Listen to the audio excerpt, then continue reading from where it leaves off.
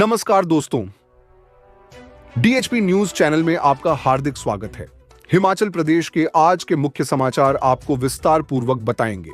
खबरों की शुरुआत करने से पहले आप सभी से निवेदन है कि डीएचपी न्यूज को सपोर्ट करने के लिए आप मेंबरशिप ज्वाइन करें। आपके सपोर्ट से हमें और बेहतर कंटेंट बनाने और आप तक सही खबरें पहुंचाने का मौका मिलेगा। तो पेश हैं आज के मुख्य समाचार।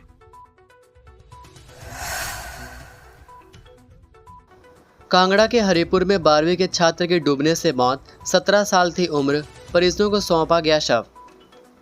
निकटवर्ती क्षेत्र बंगोली के साथ लगती बनेड़ खड्ड में एक किशोर पानी में डूब गया, जिसकी मौत हो गई। मामला पुलिस थाना क्षेत्र हरिपुर के अंतर्गत है।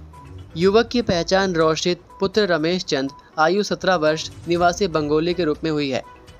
पुलिस से प्राप्त जानकारी के अनुसार उन्हें थाना में सूचना मिली थी कि उक्त युवक का शव बनेड़ खड्ड में पाया गया है, जिस पर थाना से टीम ने मौके पर जाकर शव को बाहर निकाला।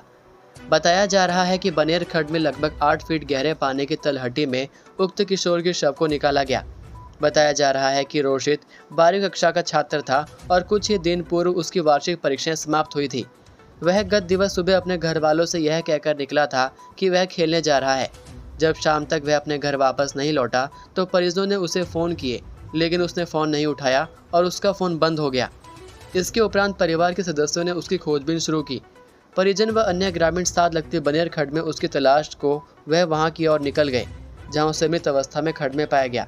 मृतक के कपड़े, जूते पानी के किनारे कुछ दूरी पर पड़े हुए थे। बेटे को मृत अवस्था में पाकर उनके होश उड़ गए। इसके बाद तुरंत स्थानीय पंचायत प्रतिनिधियों के साथ पुलिस को इसकी सूचना दी गई। पुलिस ने देर रात लगभग 12 बजे तक अपनी कड़ी मशक्कत के बाद स्थानीय ग्रामीणों के सहयोग से युवक के शव को बाहर निकाला। शिमला में 584 उम्मीदवारों ने दी बीआरसीसी परीक्षा, 282 पदों के लिए आए थे 766 आवेदन। हिमाचल प्रदेश में शिक्षा विभाग के तहत समग्र शिक्षा द्वारा आयोजित की जा रही बीआरसीसी परीक्षा रविवार को संपन्न हो गई। विभाग ने इसके लिए राजकीय वरिष्ठ माध्यमिक पाठशाला पोर्टमोर शिमला को परीक्षा केंद्र बनाया था। इस परीक्षा में कुल 584 उम्मीदवारों ने भाग लिया। समग्र शिक्षा के state project director Rajesh Sharma ने स्वयं परीक्षा केंद्र पहुंचे और परीक्षा केंद्र का निरीक्षण किया। आपको बता दें कि शिक्षा विभाग ने समग्र शिक्षा के तहत बीआरसीसी के 282 पदों के लिए आवेदन मांगे थे, जिसके लिए प्रदेश भर से 766 उम्मीदवारों ने आवेदन किया था। विभाग ने 766 लोगों को ही रोल नंबर जारी किए थे, जिसमें से 584 उम्मीदवार परीक्षा दी और 182 उम्मीदवार अनुपस्थित रहे। विभाग ने इसके लिए शिमला का राजकीय वरिष्ठ माध्यमिक पाठशाला पोर्टमोर को केंद्र बनाया था, जहाँ रविवार को यह परीक्षा आयोजित की गई। सचिवालय का कर्मचारी बन बैंक में किया फोन, विक्रमादित्य सिंह के खाते से पैसे निकालने की कोशिश। राजधानी शिमला में साइबर ठगी के मामले बढ़ते जा रहे हैं। ताजा मामले में साइबर ठगों ने बैंक में फोन करके खुद को सचिवालय का कर्मचारी बताकर लोक निर्माण मंत्री विक्रमादित्य सिंह के बैंक खाते से 8 लाख रुपए निकालने की कोशिश की गई। गनीमत रहे कि बैंक प्रबंधन की सतर्कता से साइबर ठगों के मंसूबों को नाकाम कर दिया गया। मामला शहर की यूको बैंक शाखा का बताया जा रहा है और प्रबंधक की शिकायत पर पुलिस ने अज्ञात व्यक्ति के खिलाफ केस दर्ज कर मामले की जांच शुरू कर दी है। पुलिस को दी शिकायत में यूको बैंक की विधानसभा शाखा के प्रबंधक प्रिया छाबड़ा ने अपनी शिकायत में बताया कि बैंक में एक फ़ोन कॉल आया, जिसमें कॉल करने वाले ने खुद को सचिवालय का कर्मचारी बताते हुए मंत्री विक्रमादित्य सिंह के खाते की जानकारी मांगी। साथ ही एक जरूरी कार्य का हवाला देते हुए खाते से 7.85 लाख रुपए आरटीजीएस से ट्रांसफ़र करने की बात भी कही। इससे शाखा प्रबंधक को कॉल पर शक हुआ। उन्होंने तत्परता दिखाते हुए मंत्री के निजी सचिव से संपर्क किया तो पता चला कि इस तरह की कोई भी कॉल सचिवालय से नहीं की गई है। इसके बाद बैंक प्रबंधन ने ट्रांजेक्शन पर रोक लगाई और मामले की जानकारी बालूगंज पुलिस स्टेशन को दी। वहीं पुलिस ने अज्ञात व्यक्ति के खिलाफ भारतीय न्याय संहिता की धारा 319(2) और 62 BNS के तहत केस दर्ज किया है। पुलिस अब कॉल डिटेल्स के माध्यम से आरोपी की पहचान करने का प्रयास कर रही है। हिमाचल में चली गर्म हवाएं, ऊना में पारा 35 पार, 10 से 11 अप्रैल को बारिश का पूर्वानुमान। हिमाचल प्रदेश के कई क्षेत्रों में शनिवार को गर्म हवाएं चली। प्रदेश के 10 क्षेत्रों में अधिकतम तापमान 30 डिग्री सेल्सियस पार और ऊना में 35 डिग्री के पार पहुंच गया। 9 अप्रैल तक प्रदेश में मौसम साफ रहने का पूर्वानुमान है। धूप खिलने से पारे में और बढ़ोतरी दर्ज होने का पूर्वानुमान है। पश्चिमी विक्षोभ की सक्रियता होने से 10 और 11 अप्रैल को राज्य के कई क्षेत्रों में बारिश होने का अनुमान है। प्रदेश के कई भागों में 6 और 7 अप्रैल को भी गर्म हवाएं चलने का येलो अलर्ट जारी किया गया है। ऊना, हमीरपुर, बिलासपुर, चंबा, कांगड़ा, कुल्लू, मंडी व सोलन में 6 और 7 अप्रैल को अलग अलग स्थानों पर हीट वेव की स्थिति बनी रहने की संभावना है। हिमाचल प्रदेश स्कूल शिक्षा बोर्ड ने बदला तीसरी कक्षा का सिलेबस, किताबों के नाम में भी बदलाव। हिमाचल प्रदेश के सरकारी और शिक्षा बोर्ड से संबद्धता प्राप्त निजी स्कूलों में इस बार तीसरी कक्षा का सिलेबस पूरी तरह से बदल दिया गया है। यह परिवर्तन नई शिक्षा नीति के तहत NCERT द्वारा किए गए पाठ्यक्रम में बदलावों के अनुरूप किया गया है। प्रदेश स्कूल शिक्षा बोर्ड ने तीसरी कक्षा के लिए नई पाठ्य पुस्तकों तैयार करवाकर सभी स्कूलों में वितरित कर दिया है, ताकि नए सत्र की पढ़ाई सुचारू रूप से शुरू हो सके। नए सिलेबस के अनुसार अब हिंदी विषय के लिए रिमझिम भाग 3 की जगह वीणा पुस्तक को शामिल किया गया है। गणित विषय के लिए मैथ मैजिक बुक 3 को हटाकर मैथ मेला और अंग्रेजी विषय के लिए मैरीगोल्ड बुक 3 की जगह संतूर नामक पुस्तक पढ़ाई जाएगी। ये बदलाव विद्यार्थियों को अधिक रोचक, व्यवहारिक और समग्र ज्ञान देने के उद्देश्य से किए गए हैं। NCERT के निर्देशों के अनुसार यह पाठ्यक्रम परिवर्तन सभी सरकारी और बोर्ड से मान्यता प्राप्त निजी स्कूलों में लागू किया है। इससे बच्चों की सीखने की प्रक्रिया को अधिक सरल, सुलभ और प्रभावी बनाने की उम्मीद की जा रही है। लाहौल में मिली उड़ने वाली दुर्लभ ऊनी गिलहरी 7 दशकों तक माना जाता रहा विलुप्त प्रजाति। लाहौल स्पीति जिले की मयाड़ घाटी में उड़ने वाली ऊनी गिलहरी मिली है।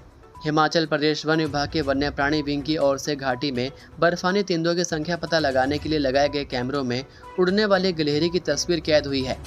वन विभाग वन्य प्राणी विंग 2023 से लाहौल स्पीति में बर्फानी तेंदुओं की संख्या का आंकलन कर रहा है। बीते साल 10 अक्टूबर से 4 दिसंबर के बीच की कैमरा रिकॉर्डिंग के अन्वेषण के दौरान उड़ने वाली ऊनी गिलहरी की तस्वीर कैद हुई है। उत्तर पश्चिम हिमालय की विलक्षण और दुर्लभ प्रजाति को लगभग 7 दशकों तक विलुप्त माना जाता था। 1994 में इसकी दोबारा खोज हुई। हिमाचल में इसका मिलना राज्य की जैव विविधता के क्षेत्र में महत्वपूर्ण उपलब्धि है। साथ ही यह भी स्पष्ट हो गया है कि बर्फानी तेंदुओं के प्राकृतिक वास में भी उड़ने वाली गिलहरी का भी प्राकृतिक वास हो सकता है। वन विभाग का वन्य प्राणी विंग बर्फानी तेंदुओं की संख्या का आंकलन करने के लिए भारत सरकार की ओर से निर्धारित snow leopard population assessment in India protocol के अंतर्गत अध्ययन कर रहा है। हिमाचल में पानी की प्लास्टिक बोतलें बैन, जाने कब से लागू होगा नियम। हिमाचल सरकार ने राज्य में इस साल 1 जून से पानी की सिंगल यूज प्लास्टिक की बोतलों पर पूरी तरह से पाबंदी लगा दी है। पहले चरण में यह पाबंदी आधे लीटर या इससे कम की पानी की बोतलों पर लगाई जाएगी। ऐसी बोतलों की रिसाइकलिंग में आने वाली परेशानियों को देखते हुए साफ पर्यावरण की दिशा में यह कदम उठाया गया है। हिमाचल प्रदेश के पर्यावरण, विज्ञान एवं प्रौद्योगिकी विभाग ने इसकी अधिसूचना जारी कर दी है। इन बोतलों पर पाबंदी लगने के बाद अब लोगों को कांच की बोतलों या वाटर डिस्पेंसर का उपयोग करना होगा। हिमाचल सरकार ने पानी की इन बोतलों पर पाबंदी लगाने की समय सीमा 1 जून इसलिए तय की है ताकि बाजार में मौजूद आधे लीटर की बोतलों का स्टॉक खत्म किया जा सके। वहीं सरकारी एजेंसियां इन बोतलों को रिसाइकल करने और बाजार में इनके उपयोग पर पुख्ता निगरानी रखने की भी व्यवस्था करेगी। सार्वजनिक स्थानों, शादी ब्याह, सरकारी समारोह और टूरिज्म विभाग के होटलों में भी पानी की छोटी बोतलों का इस्तेमाल प्रतिबंधित रहेगा।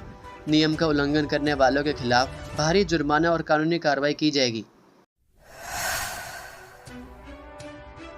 हिमाचल की सड़कों पर अब बिना डस्टबिन के नहीं चलेंगे वाहन, लगेगा भारी जुर्माना। हिमाचल प्रदेश सरकार ने पर्यावरण संरक्षण को लेकर एक बड़ा फैसला लिया है। प्रदेश के पर्यावरण, विज्ञान और प्रौद्योगिकी विभाग ने अब सभी वाहनों में डस्टबिन रखना अनिवार्य कर दिया है। विभाग ने इसको लेकर अधिसूचना भी जारी कर दी है। वाहन मालिकों को अपने वाहनों में डस्टबिन लगाने के लिए 5 मई तक का समय दिया गया है। नियम का उल्लंघन करने वालों पर भारी जुर्माने का भी प्रावधान किया गया है। विभाग की ओर से जारी अधिसूचना के अनुसार प्रदेश में अब HRTC बसों, निजी बसों, वोल्वो, टैक्सी, ट्रक और टेम्पो ट्रैवलर में डस्टबिन रखने होंगे। इन वाहनों में सफर करने वाले लोग अब वाहन में रखे डस्टबिन में ही कूड़ा और प्लास्टिक का सामान डालेंगे। इन नियमों का उल्लंघन करने वालों पर विभाग 10,000 रुपये तक जुर्माना लगाएगा। इतना ही नहीं, अगर कोई व्यक्ति वाहन से खुले में कूड़ा या प्लास्टिक की पैकिंग को फेंकते हुए पाया जाता है तो उसे 1500 रुपये जुर्माना भरना होगा। प्रदेश की खुद सरकार और विभाग का कहना है कि हिमाचल एक पर्यटक राज्य है। यहाँ हर साल लाखों करोड़ों सैलानी घूमने के लिए आते हैं। ऐसे में हिमाचल को स्वच्छ और पर्यावरण संरक्षण को कायम रखना अनिवार्य है, जिसके चलते विभाग ने सभी वाहनों में डस्टबिन लगाने का फैसला लिया है। ये थे आज के मुख्य समाचार। हिमाचल प्रदेश की बड़ी खबरें रोजाना जानने के लिए सब्सक्राइब कीजिए DHP न्यूज़ चैनल को और बेल आइकन पर क्लिक करें, जिससे आपको प्रदेश की बड़ी खबरें हमारे द्वारा मिलती रहें। वीडियो को लाइक और शेयर ज़रूर कीजिए और आप हमारी वीडियो कौन से शहर से देख रहे हैं, नीचे कमेंट करके ज़रूर बताइए। वीडियो में अंत तक बने रहने के लिए आपका बहुत बहुत धन्यवाद। जय हिंद, जय भारत, जय हिमाचल।